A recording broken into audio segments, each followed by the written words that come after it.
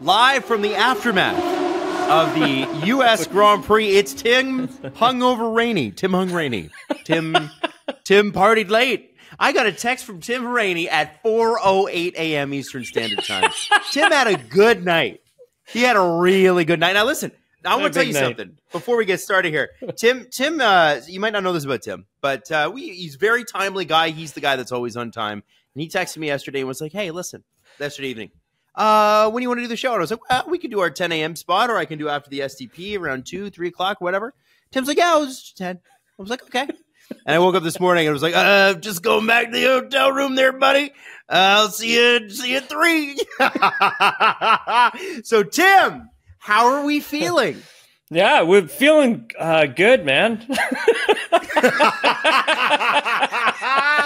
Yeah? Good, man. I'm glad. I don't go out and drink a lot. Like, I don't. It's not something that I do, Adam. I'm a pretty reserved sort of guy in that respect, but like, man, I went out last night and woo, had a good time. Sung my little heart out, that's for sure. I'm so happy to hear that. I'm really happy. Yeah, it was fun. We had a good time, man. We had a good time. Well, I'm glad. Yeah, like it seems like it's a real party atmosphere, which is great. And Tim, we all have to blow off steam, and it's been a long season, and there's still a lot to go. There's so much to talk about, so I don't blame you. I think I'm happy for you, man. I just thought it was so much fun. I haven't woken up to a text like that in years. I'm like just not in that part of life anymore. Like that used to be my every weekend. Like trying to get Steve nailed down for a time. Like, I was out drinking last night. Like we just don't get to do that anymore. So I'm so jealous, man. I'm jealous. Dude, I haven't drank in months. Like months. So it was good. It was good. It was good to go. It was good to go out, see everybody, hang out, and all that stuff. It's great. Tell us a little bit here, Tim, because I think this is important. Tell us some stories about last night before we get into the actual show here. We went to like this. You can talk about? Oh yeah, it was like totally harmless. We went to this. We went to like a piano bar. It was really cool, actually, here in Austin. They have a street here. I think it's like Sixth Street. It's right downtown.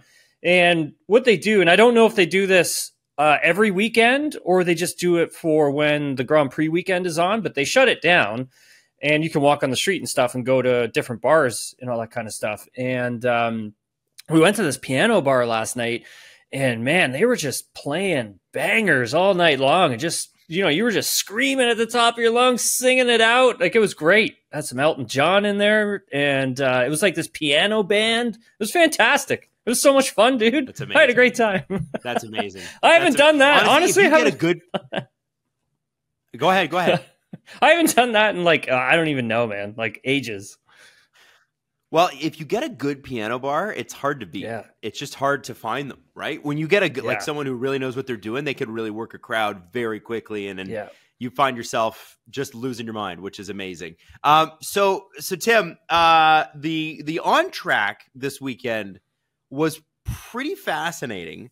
And I want to start at the big story. And then we're going to work backwards. The big story, let's be honest, I'm happy for Ferrari with the 1-2 or whatever. Everybody wants to talk about the title belt. Everybody wants to talk about Max and Lando and the first corner and then the wheel-to-wheel and off-track and the penalty and all that stuff. So the first thing I want to ask you is Lando gets pole, okay? And we'll get to the sprint race. Don't worry, I'm coming back to it. Lando gets pole for the main race. And that's exciting.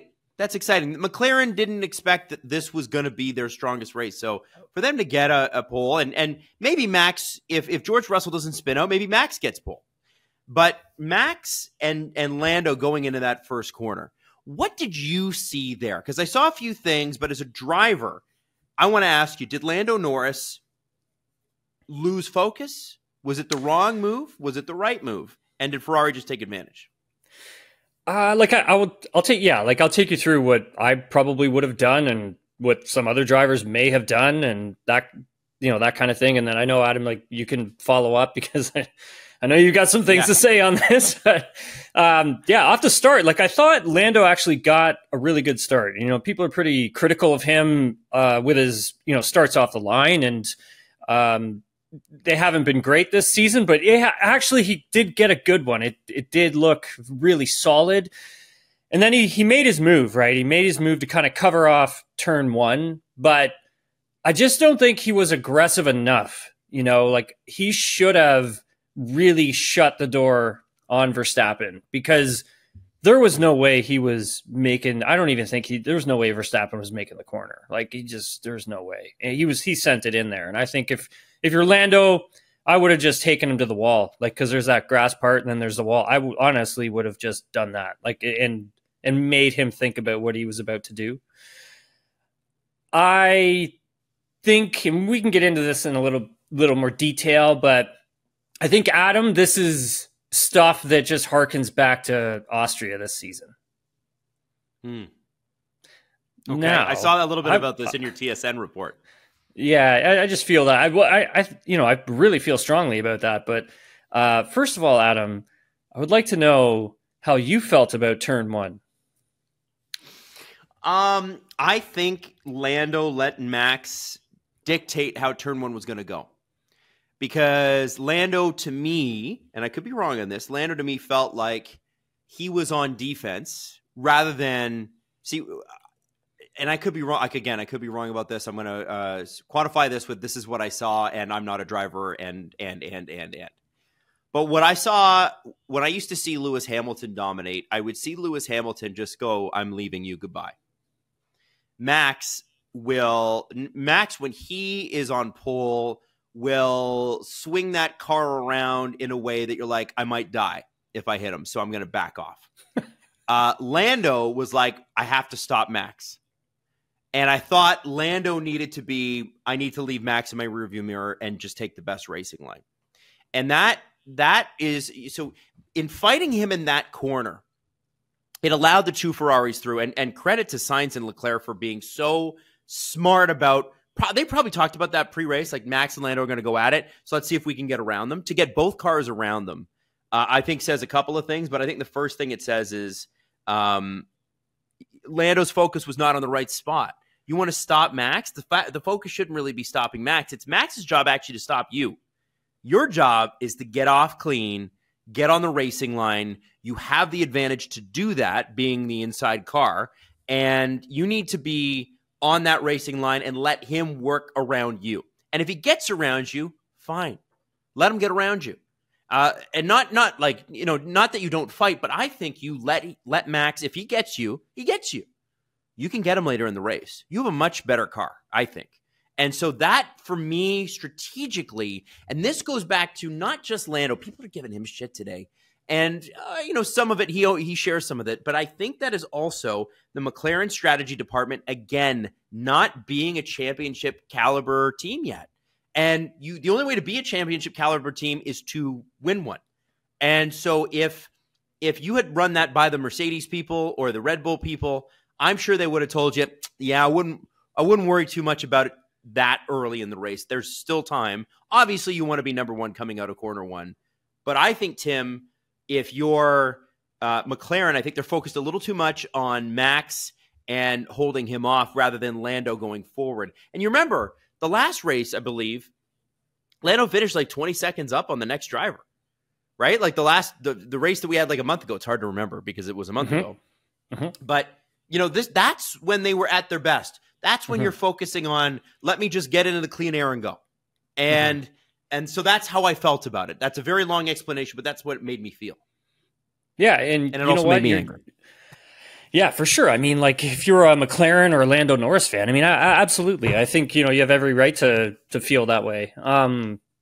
It is interesting, when we compare where McLaren was in Singapore, Adam, to where they are or where they were here in Austin,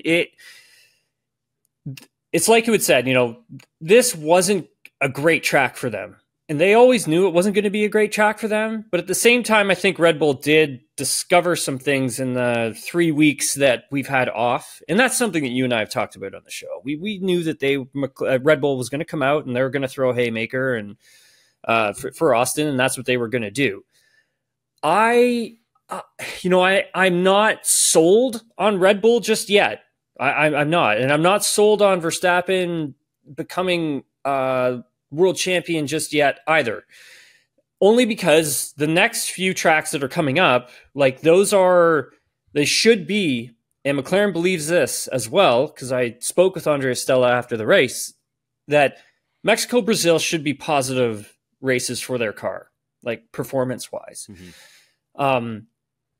It's then when you start to boil it down to the drivers, because Verstappen's not going away, right? Not unless he makes a massive error and absolutely bins the car in a race or whatever, or has a shunt in qualifying and sets himself further back in the pack. And and Lando scores big, right? But Max and Lando are going to be fighting each other from here to Abu Dhabi. Like on track, they're just so close to each other now. It's when we start taking a look at like the finer details of the psychological games that are going to be played, right?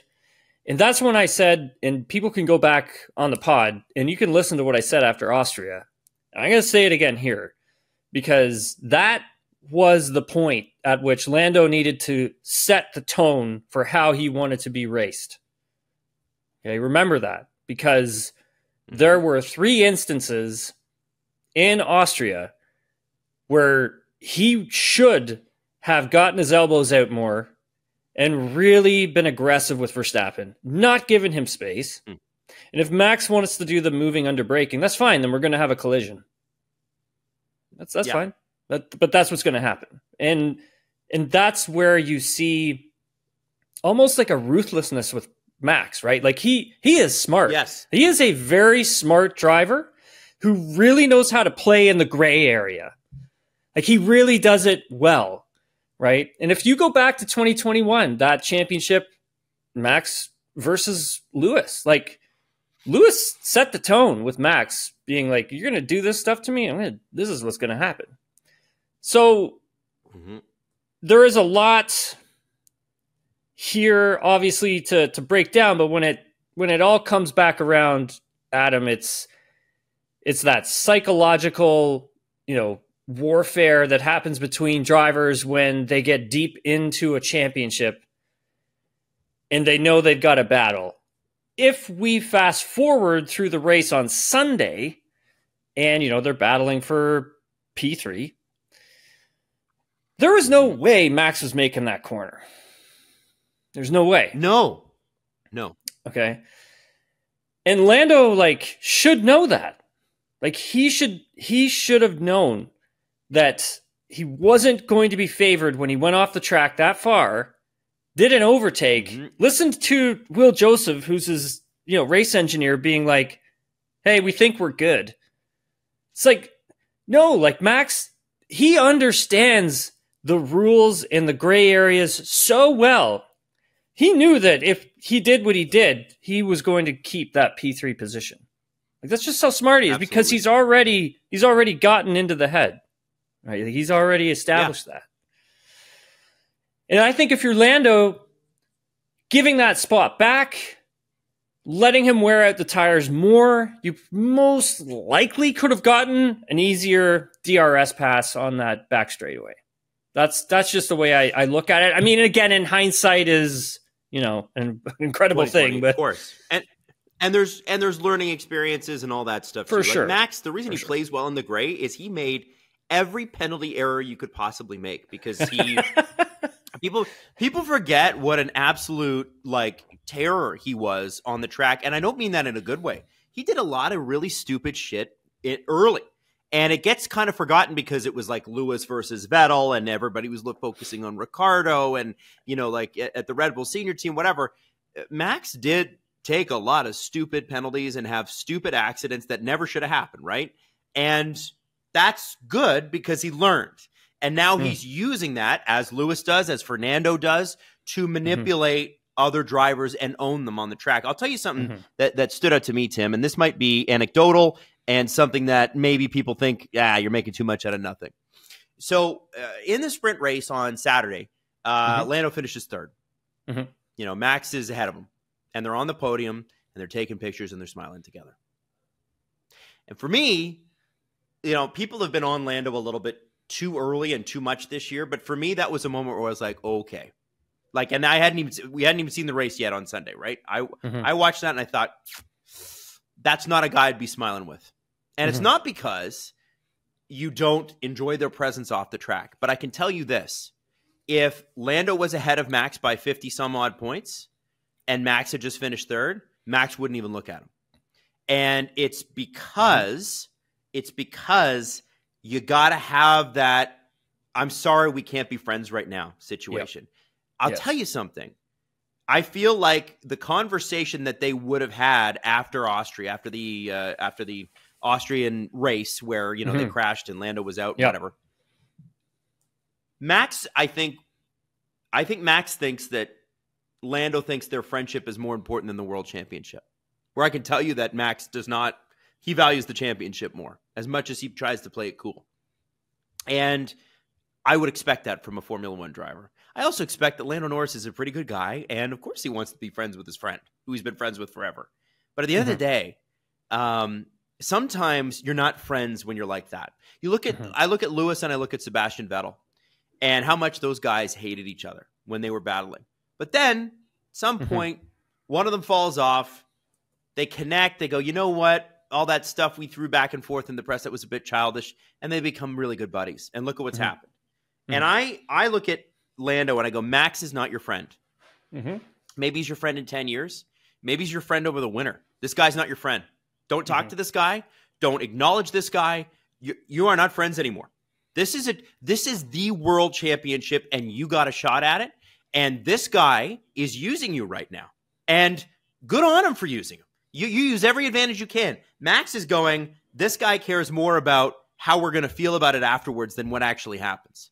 And that, for me, that's what I saw when they went off the track. The other thing is, you're right, Max would have never made that corner. I didn't understand why Lando didn't do a quick break, switch back, go right through, and challenge him on the other side, even if you didn't get through. And so I'm of the opinion that Lando, at this point, if he doesn't know, he should know. You need to know. This guy does not have your best interest at heart. He does not care where you finish. You guys can still be friends outside of this, but you're not outside of this 10 months of the year. Yeah. And it's time to win now, because next year it's jump ball. Next year, Oscar Piastri is going to be that much better. Next year, all the teams will have probably caught up to where McLaren is. And unless, McLaren pulls an engineering marvel out of their hat again, which, not every team can do, this might be your one shot, man. And so, Tim, that's where I get frustrated. It's like, put the friendship aside. It doesn't mean you're not going to be friends later in life. It doesn't mean you're not going to be friends in a few months. But right now, fuck off. That's how I'd feel about it. And so that for them to be standing there and smiling or whatever, I'm like, oh, Max has got it over on this guy. Yeah, and I know that's patently unfair to Lando. Completely unfair. But I also believe it. That's how I feel. Yeah, I mean, you can't, it's very difficult to be friends with another driver when you're battling for, one of the greatest, achievements in racing, right? Which is a Formula One world championship. Yeah. Like they're just everything, Tim. I know. And I always try to tell younger drivers that, it's just look, I mean, you guys can be friends, off the track, away from the track, play video games together, whatever. But I'm when it's go time, when the helmet's on, you're not friends. That is not your friend. You are competitors, and you need to race each other hard. And sometimes there's going to be tears. Sometimes you're going to crash each other out. But you got to be prepared to do it. So that's just the way it is. And I'm not saying that Lando should go out there and start ramming his car against Max's and all that kind of stuff. No. But he should be a little more forceful with having Max think about things first. Yeah. Because he doesn't, and this is actually something that I thought Max may do, a few months ago, is that I thought he may change his style, tactics a little bit, as we knew that McLaren was catching and we knew that Lando Norris was gaining. And I thought that, maybe Max would start playing a little safer, collect the points, be smart, finish in the points, just do what you can. If you and Lando see each other on the track, get give him some room because you don't know what Lando could do. And that's where it is, right there. That's where, and it's just like Max knows that he can just do whatever he wants. Like, he knows that he can be forceful. He knows that he can be aggressive, and he knows that, Lando may not do anything, right? He may not be as aggressive as maybe he should be to dissuade him from doing things. So it's all part of that, right, Adam? It's all part of that. The sport, It's all part of the competition. These guys, the 20 of them race against each other all year, and then sometimes they all race against each other the next year and the year after that. And you start to know each other. You start to know each other's tendencies and all that kind of stuff. So I think when we take a look at the penalty that was levied against Lando, hearing from, so Andrea Stella told me that, he felt that the FIA didn't wait long enough. Like, he thought that the FIA, the stewards, should have brought Verstappen and Norris after the race into the office, have a conversation as to like what happened there, get the facts, who was exactly at fault, and then levy your penalty. And I think that was part of the thing with McLaren, was they felt that they had a strong enough argument to make that that's why Lando shouldn't give the place back. Yep. But the FIA just went ahead, like the stewards went ahead and threw the penalty out during the race, like, which is fine. And we are always asking for quick decisions, right? And the FIA and the stewards, they have a difficult, job to make in making some of these calls. And they're not always the right calls, but they try to get them done and out as quickly as possible. So I think for, Stella, he was very frustrated with that. He was very frustrated at the end of this race, like extremely. Because I think they felt that they were the faster team when this thing, boiled down to it and we finally got to some racing action. And they felt that Lando was the faster driver. And, credit to Lando on that opening stint that he did and taking that medium tire as far as he did. I mean, that was incredible to get himself back into a position an amazing where he driver. Could challenge. Yeah. Yeah. Yes. Oh, yeah, he is. I mean, they all are. Yeah. This is a world-class guy. And I think the thing with Lando that is driving me a little crazy right now is that I want him. He's a driver that's so good he deserves a world championship next to his name. Yeah. And there are so many drivers that deserve it and never get it. And I don't want him to be one of those guys. Yeah. And I think, I like I said, I think it's hilarious watching the headlines happen today because people are going, well, this is the momentum killer. I don't know if he can do it, blah, blah, blah. I'm like, we got time, baby. We got time for Lando to catch Lando to catch Max. But I think, you nailed it with your report on TSN this morning. And for those who missed it, Tim said he didn't get his elbows out enough in Austria and needed to do that and set the tone for how this is going to go. If we're going to crash, like you said, Tim, we're going to crash. I want Lando to start dictating. I want Lando to start acting like he's the guy in the lead because he is the guy with the best car. And even if he's second or third place, I still want you to act like you're the guy in the lead. And I'm setting the tone, and you're going to have to work around me. Thank you very much. That's how he needs to learn to. And I think that's the last piece in this championship drive for him. To give those who may not understand the psychological part of all of this, I'll give you an example from my personal experience. I was racing in Champ Car Atlantics. Actually, this probably happened almost in every form of formula that I raced in. But it was first race with, first race, and you don't really know what everybody's tendencies are. Some of the drivers you're racing with, they didn't come with you out of your last category into the category that was above. And so now you're racing with more experienced drivers, you're racing with faster drivers, you're racing with more aggressive drivers, and you just don't know what their tendencies are. Start of the race, opening lap. I'm going to make a pass. And we're going down straightaway. I don't know, probably doing like 180 miles an hour. And this guy, like, takes me to the wall. Like, to the wall, bro. Like, where I'm just like, okay, so if I was going to continue to keep coming, and that's a very strong, signal to send. That's a message. Lot of drivers. Yeah. It is a message, right? And then you can't really do that kind of stuff now. I mean, you could have to be really smart in how you do it. Because back then there was a gray area where you could kind of move and then sort of move again and do like a little fade. And some drivers took advantage of that. And, that was, and that was that time. And I was just like, oh my God, we're going to have a massive accident. Like, I had to pull out of it. I had to back out of it. And I knew, like, for this particular driver, you kind of know, okay, I can't, do that. I can't do that there. I gotta think about how else I'm going to get this done, because it's not going to happen here. And this is what this guy's going to do. And the stewards aren't going to do anything about it. So I got to figure it out.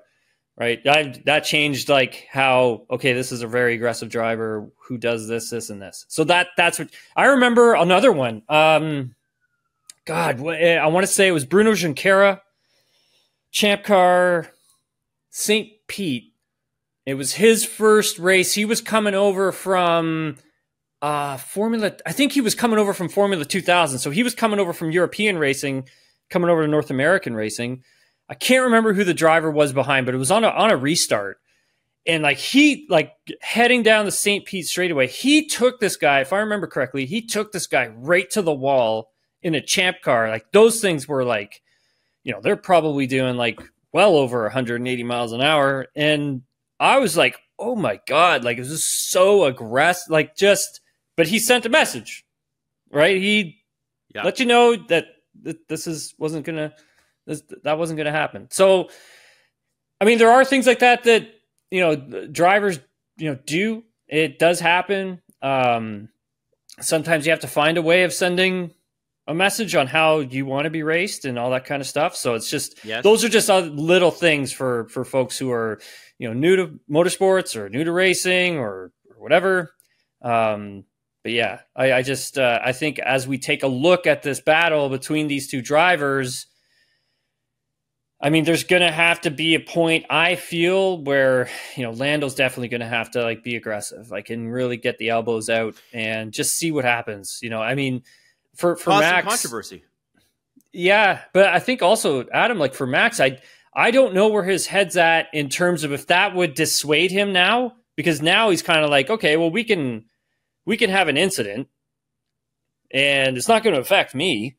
And there's only so many more points that are available. And it's just mathematics at that point, right? So now we're in that part where it's like, if Lando can send a message, how can he do it so he doesn't lose ground in the championship, right? Like, it's going to be interesting. Like, folks who are watching Formula One right now, I mean, we're in for it for the next, couple races here. Like, this is going to be very interesting to see how this plays out. No kidding. It's gonna be fun. I love the conversation that we're having. And I think what is going to be interesting, and we'll talk about Ferrari in just a second here. But what I think is another interesting wrinkle, and I don't want to get too much into it, is the difference between Lando and Max and their partner drivers. As much as we've loved and lauded Oscar Piastri's performance, Andrea Stella admitted that this is the weakest track remaining on the calendar for McLaren. Yeah. And yes, it is. You see what Lando does with the car, and you see what Oscar does with the car. And that is the difference, not necessarily of skill and potential. It's just skill right now. And Oscar is still learning. Now, you look at what Max did with the Red Bull and what Sergio did with the Red Bull. And I'm coming back to that. Max is on his own. Yeah. And this guy's done. Like Tim, Sergio's done. He's done. If he's not done, like, I'm shocked that he will be in this car to continue. And I say that, like, let me just run you through. I want to say this for later. Let's just talk about this right now. George Russell started from pit lane on an unupgraded car. You saw what Lewis Hamilton was doing in that first lap before he spun out. Oh, I mean, Adam, George had parts on the car from July. Yes. Like that's how old the parts were on George's car. And Lewis was, people are not talking about it. Lewis was being extremely aggressive and was moving. He started 18th, was moving his way up the field. I think it was 14th or 13th when he spun. Yeah, something like that. He had a great start. He was going to be, Tim, he was going to be a threat for top 5 easy. No problem. I think so. Yeah. And that upgraded Mercedes is something that we should all keep an eye on. George Russell, who was offered upgraded parts by Lewis, which I thought was a nice gesture, was able to take the car from pit lane to ahead of Sergio Perez. Mm-hmm. And not just a little bit. He was 3 spots ahead of him. Mm-hmm.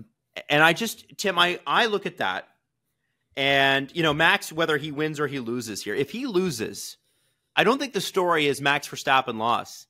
I think the story is, why didn't the team make a decision quicker on Sergio? The decision's obvious, I think, at this point. If you're pulling Daniel out of the car and look at what Liam Lawson did, I get it. Yeah. But if we're grading on a curve here of performances at your max, Sergio is not it anymore. And I don't know what it is, but he doesn't have it. I think make some good points, Adam. Like when you take a look at the drivers and teammates. I mean, if you look at where Piastri was in this race, he was right there. Like he was right there to help Lando if he needed it, and he was also right there to pick up the pieces if something were to happen. Like he was right. He's just hanging around, right? Hanging around. Yeah. And that's what he should be doing, because he didn't get the full upgraded McLaren this weekend. All right. He didn't run the new front wing. He was running an older front wing. He ran the new front wing in free practice 1, McLaren told me. And I thought, like, in a maybe a 75% upgraded car, he was really good. Like Oscar was incredible. Yeah. Like the car wasn't even fully updated, and his race pace was, wow, like he was really good. And then yes, you look at the comparison between Max and Sergio, and it just wasn't even close. Like it really wasn't. I sat down with Liam Lawson during his press conference at VCarb's hospitality on Thursday night. Mm-hmm. And, he flat out said, like, look, I'm here so I can try and show what I can do. I have to score points. He put a lot of pressure on his shoulders. Like he was under a ton of pressure, Liam Lawson was, like, this weekend, because he put himself under that amount of pressure, because Helmut Marko basically told him flat out, look, we're looking at you for Sergio's seat. You got to impress us. All right. You got to, like, wow us, like, big time. Right. And he did. I think he did. Like, his grid penalties, Adam, would have put him at, like, turn 19 at the start of the friggin' race if that's, like, was a thing. Like, that's how far back he was starting. Like, you know what I mean? Yes. Yeah. And to make your way up and to score points and like really good points too. Like, I mean, it was very, very impressive. Very impressive from Liam Lawson. Just even to get over Yuki Tsunoda, like he I mean, wow, like he did a great job. Liam did a really great job. And you know what, Adam, I don't think Liam's the only one Red Bull's looking at for that seat. I think there's probably a few other drivers they're going to look at too. I was hoping that they might be looking at Franco Colapinto. Yeah, I think they are. Yeah, because Sergio, I think to me, Tim, it's as there's a conspiracy theory this summer that the reason that Red Bull didn't move on from Sergio going into the break was that, and Daniel Ricciardo was up for that job, which is crazy in retrospect, because they didn't want to lose the momentum they would have going into Mexico. Right. He's a huge draw in Mexico. Huge. A lot of sponsorship money. He's a rock star there. Formula One. He is a rock star. So there is a lot of there's a lot of motivation on the financial side, not just for Red Bull, but for Formula One to keep a guy like that for the Mexican race. It makes sense, right? And sometimes in a sport like this, you make business decisions that affect the team. But man, I feel like if Red Bull were truly serious about that World Championship team title, they would have elevated Ricciardo, seen Lawson, and then figured it out in the offseason. Mm-hmm. And what I mean by that is, maybe Ricciardo is, maybe he's not like world beating in that Red Bull. Mm-hmm. I don't know what he would be, but to me, the move to make was that in this summer and try to maintain both championships by doing that. And boy, would it help Max if he had any sort of protection, and he doesn't. Mm-hmm. And so if he does end up losing this and Lando winning, to me, Tim, it's going to be fully down to Red Bull's business decision to hang on to Sergio Perez, because at this point, and I like Sergio as a person, I think he's a good human being. I think he's got a ton of fans. I think he's done really well in the sport. He's got a career that 99.9999% of drivers would just dream of. Oh, yeah. However, this is the top, and it's lonely. And at what point are we just going to be full out and say his performance this year has not warranted his spot on the team? Sorry, just hasn't. And you could even say that last season Liam, too, right, Adam? So you could say that, Tim. Absolutely. Which made the extension all the more mystifying. Like, what's that? What is that? Why? Yeah. I don't get it, man. I guess I do get it. Why it's business, probably. Well, there's just a lot of push and pull down at Red Bull Racing, right? A lot of push and pull between Horner and Marco, and who's going to be the driver that they want in, what seats, et cetera, et cetera, et cetera. I agree with you on a couple of factors, Adam. They're definitely talking to Franco Colapinto. I think they're probably also talking to Gabriel Bortoletto's team as well. Really? Now whether or not Mike McLaren would let him go, and whether or not Williams would let to Red Bull, Colapinto go. It remains to be seen. What is in their contracts? Like, can they, if one of these two drivers, let's say theoretically, were to be offered a seat at Red Bull, does their contract allow them to leave the team that they are currently on to go and fill an open Formula One seat? Like, that would be something that I think would have to be baked in their contracts so they could break the contract to go and do that. I am not sure about what's in them, because none of us are. Like, we're basically just know that I honestly think that there's conversations happening with Colapinto's management too. I mean, I asked him about this on Thursday, and he was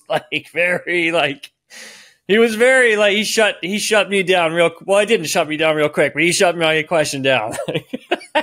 Oh, okay. And really? Full respect to him, right?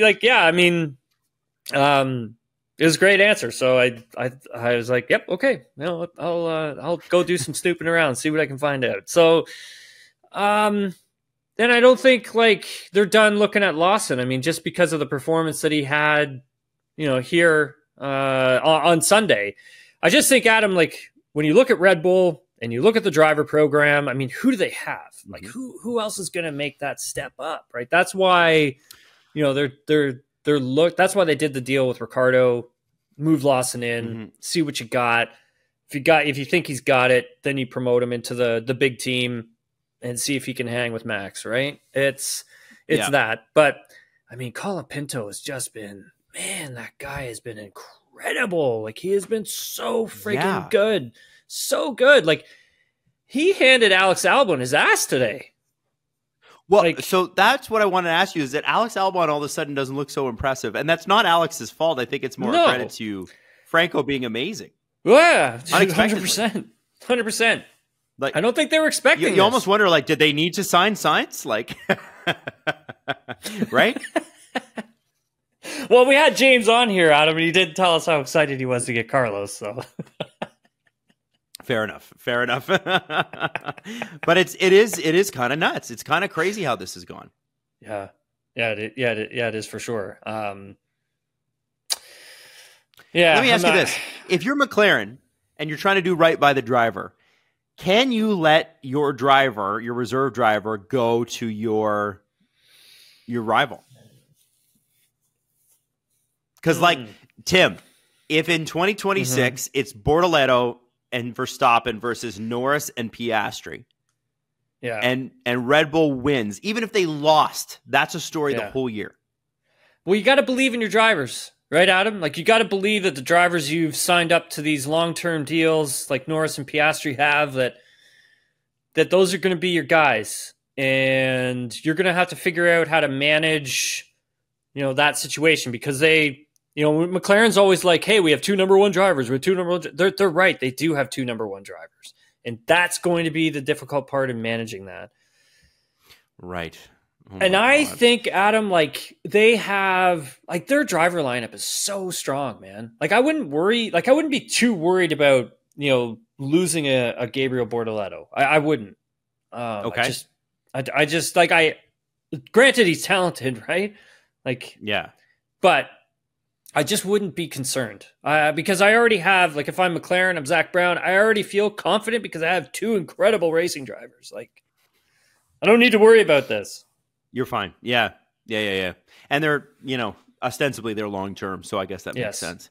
I want to talk a little, so I'm glad we got Franco in there. I'm glad we got Liam in there. Wanted to talk a little bit of Ferrari here. It's so funny. Ferrari finishes 1-2 for the first time since I think 2006 in the United States, and they have this. It's a non-story for people. What does this weekend say about Ferrari for the last few races? Oh, watch out, because we're not done with the Constructors' Championship here. Charles Leclerc telling us, it was in the press conference when he told us, look, our goal is to win this Constructors' Championship, and I believe him. I believe that they can do it. I think that they can beat McLaren for the Constructors' Championship. Right now, Ferrari is 3rd in the Constructors, right behind Red Bull. Look, they looked incredibly strong all weekend long. They haven't upgraded that car at all for a while. They looked incredible. Race pace was amazing, and both Charles and Carlos were extremely close to each other in terms of lap time and everything. And one of the most impressive things I thought was when they pitted Carlos Sainz first out of that running group that was at the front. They pitted him first. Yeah. So he obviously had the tire delta. It was going to be tough, I thought, for him when it got closer to the end of the race. He was still extending. He was still able to match lap times that he had done when he came out of the pits on the hard tire, really strong. And I think even for Carlos, he even told us, towards the end of longer stints on hard tires, last year's car compared to this year's car, it's night and day, he was saying. I'm paraphrasing, obviously, but he felt way more confident. The car could actually do what he wanted it to do for longer. And that is that's a very strong statement. And also, Adam, this is a race track here, right? It's not like we're in Singapore and we only get one Singapore a year. We're at a proper racetrack, we are, and we're going to another proper racetrack, and then we're getting another proper racetrack. Ferrari's going to be right there, man. I really feel that we have not seen the last of these 2 guys. Either fighting for first and second or fighting for podium positions, and then also Constructors' Championship for sure. I don't think this isn't done. That's exciting. I mean, the work that Fred Vasseur has done there, Adam. He's turned that team around, man. Think about where they were at the start of the season. They were really strong. Yes. We thought that they were going to be the team to challenge Red Bull for Constructors' Championship. That's what we thought. Mm-hmm. And we said it on those podcasts, and then they had a huge dip in performance, and you and I were like, whoa, this isn't good. Wow, that doesn't look good for them at all. And then over the last, 4 or 5 weeks, man, they've been punching above their weight. And they've really got themselves set up well at him for next year. And obviously we know how important next year is going to be. You have Lewis Hamilton coming to your team. But of course, when you're able to carve out this amount of performance at this particular time in the season, it kind of reflects like what your 2025, like your start of your 2025 is probably going to look like, because you're already working on that car. Like these teams have been working on their 2025 cars now for months. And so that has to fill Ferrari fans with so much optimism, because I mean, you're going to have two incredible drivers. Not saying that Carlos Sainz is an incredible driver, but you know, you're getting Lewis Hamilton. Like dude. Let me tell you, next year, man, is going to be absolutely friggin' crazy. Oh, well, this is why I'm glad we started a podcast, because we can just talk about it all the time. It's great. Instead of just, texting each other links like, holy shit, this is wild. Did you see this? Hey, so Tim, I know we got questions to get to. And by the way, you have carried yourself beautifully through this. For a man who was up as late as you were, I think that you deserve all the flowers in the world. I hope the comment section underneath, I hope you guys all give Tim credit, because when was the last time you stayed up till 3 or 4 a.m. and then carried a 1 hour conversation? It's more intense than you think, is what I'm saying. So Tim, and also swam 3 kilometers. That's the thing, yes, man. That's the impressive thing, is what you did today. Yes, I swam 3K this morning. I told you I was working backwards on this weekend, and going into this weekend, the big controversy was Bibgate, which is Red Bull were found to have a bib on their car that they say they've never used. And now Zach Brown wants them to sign an affidavit basically saying that they never did use it and it was inaccessible and that sort of thing, which I think is very interesting, because that's them saying he's basically challenging them with a legal paper. Tell me that you've never used this, and then we'll go back and investigate it. And if it's found that you're lying, then you lied on a legal document and you look like shit. Nothing's going to happen. But, Zach Brown is trying to go back at them. Tim, this bib thing, for anybody that doesn't know, what's a bib do? Okay, it's like, this is extremely technical. It's really, when we dumb it down for, you're talking to me. I'll try. Like when we were having drinks last night, like I was literally talking to some of the people, and I'm like, how do you explain that to folks who just aren't interested in the technical details? You know what I mean? Because it's kind of like you're kind of learning almost another language, and it's kind of like, okay, well, how do you how do you send that message to new fans of Formula One as to how this thing works? The best way that I can say is that it would have been a device that lowers the front of the car during quali, and then heightens the front of the car during the race, and could have been used allegedly during Parc Fermé. Essentially, like, it would have been a lever that the teams would pull, and it would make that adjustment. The driver wouldn't be able to do that. Like, the driver wouldn't, like, not unless they have like, not unless they have like arms that are like 9 feet long, right? So it wouldn't have access to it. I think the question is, for how long have they been using this thing? Now, it would be a performance advantage, only because of how the cars run the ride height. And so ride height would be the bottom of the car in conjunction with the pavement, the ground underneath. How high is it, and what's the clearance level? The closer you can get these ground effect cars to the pavement, the more performance you gain. But remember that there was also that conversation of all the porpoising, the bouncing, and all of that stuff. And then there was a minimum ride height there was a minimum ride height that was put out back in, I think it was towards the end of 2022, if I'm not mistaken. And you couldn't basically run your car any lower than this. But you can't see that on the racetrack, right? Like, we can't see that with the eye. And I don't think the FIA doesn't have that technology to see what it's doing either, like during a push lap and et cetera, right? And if your car is good and it doesn't porpoise at him, like you've gotten that sort of figured out, you're pretty much good to go. So I think we none of us know like when they've been using it. None of us know if they've ever used it. Teams don't know. We just don't know. And this is kind of like it's like an Adrian Newey thing, man. Is it illegal to have? Is it illegal to have? I mean, is it in the regulation?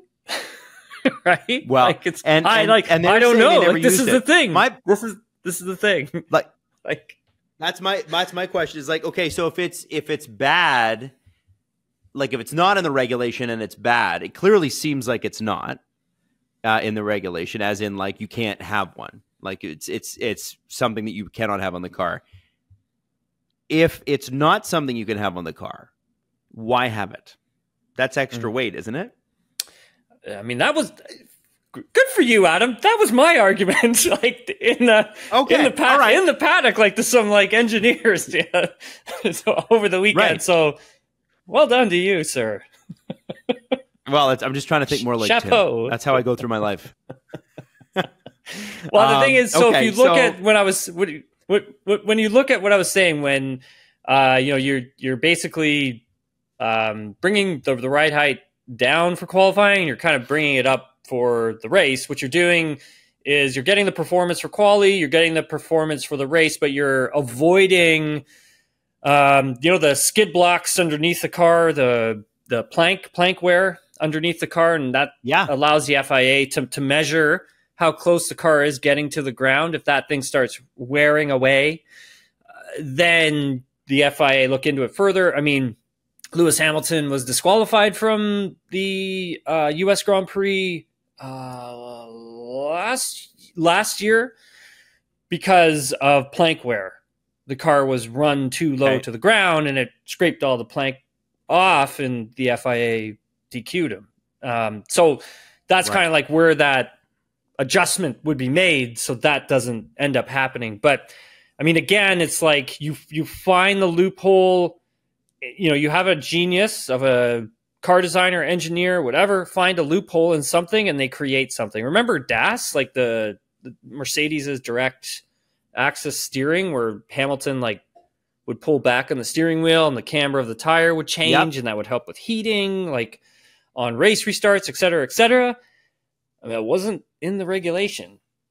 So it was banned for the next. It was banned for the next year, right, Adam? But like, wasn't in there. So, I mean, that's how smart. A really smart idea. How smart everybody is. That's how that's the level of ingenuity, genius that's in Formula One. Like these guys are, man, they're just brilliant. Like, yeah, just crazy.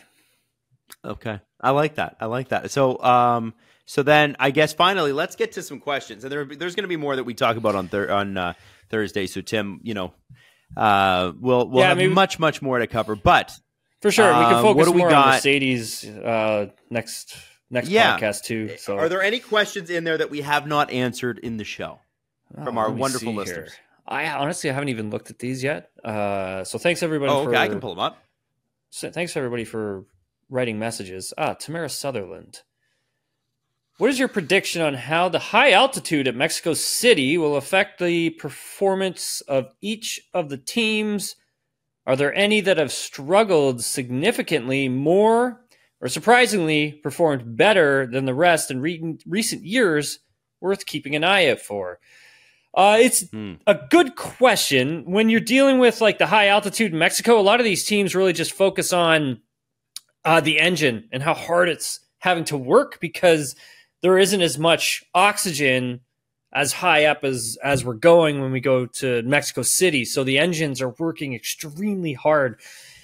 So that's one of the major things that teams really have to keep an eye on going to Mexico City. For the drivers, I mean, Kevin Magnussen was talking to us about this on Thursday, and he was saying it does get a little taxing for the driver. He thought it would be worse if the track was a little bit more physically demanding. The track is demanding, but you have long straightaways you can take a break on. Some of the corners aren't as there aren't as many G-forces going through the body in some of the corners. There are places you can take a break. So for the drivers, I mean, they're going to feel it, but it won't be all that bad. For the cars, it's trying to trim the car out as much as you can. There's a big long straightaway in Mexico, and you want to make sure you take advantage of that. So I would say when you get to the high altitude, those are the things that teams would be looking at. Okay. Oh, and any other questions?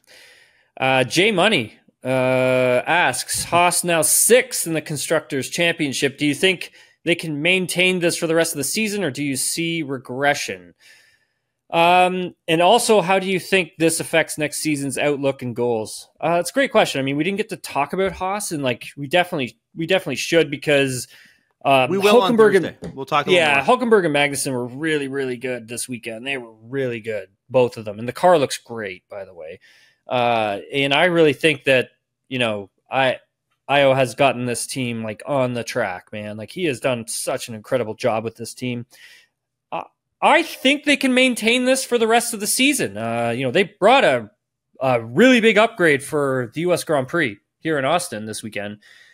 And man, they got to grips with it quickly, and it looks fast. So I think for Haas, yeah, I definitely think they can maintain this for sure. I'll do one more. Kellogg's _11. After today's performance, how do you see the Ferraris going into the last races? Is there a chance for them to get the constructors with a 48-point gap to McLaren? And is there a track remaining where you see one of the top teams potentially struggling? Yes. I think, like I'd mentioned earlier, I honestly think the Ferrari can win this Constructors' Championship. And as for, is there a track remaining where you see one of the top teams potentially struggling? I mean, honestly, Adam, Mercedes has really struggled, and we'll talk about that more later this week. But I can see Red Bull potentially struggling when we get to the likes of Brazil and Qatar. I can see those two being difficult tracks for them. Just the combination of corners and the speed of the corners. That's where Red Bull was so good this weekend, right, Adam? Was the combination of corners, and McLaren didn't really suit them. A lot of braking and turning, a lot of high speed to then really low speed, and that's kind of cookie cutter stuff that the McLaren doesn't really deal well with, but the RB20 does, and that's why Red Bull's so strong there. So I think when we get to some of the other tracks that have fast flowing corners like a Brazil or Qatar, I think that's when we'll probably see Red Bull struggle a bit there. Right. Okay. Well, Tim, listen, we got another whole show to do later this week, so we'll talk a little more Haas. We'll talk a little bit more, what's coming up, struggle, whatever. I'd also like to check in with Sauber and see what they're doing with their driver's seat, because now they got competition for good drivers with Red Bull. There's lots to talk about, and I'm sure more will come out. But Tim, time for you to have an Advil and a nap, my friend. Oh, buddy, I got more work to do, man. I gotta do some stuff now. Yeah, we got Sports Center stuff to start chopping away on, because we're gonna have some pieces coming out later this week. So yeah, man, work doesn't stop, Adam. I got an early flight out of here tomorrow morning. I got to be up at 5 a.m. So. Oh wow. Okay. Well, listen. Good luck to you tonight, sir, and thanks so much for doing this. And I know it's your show and everything, but thank you for pulling it together. No problem, Adam. Thanks very much for coming on and doing this. Appreciate it, man.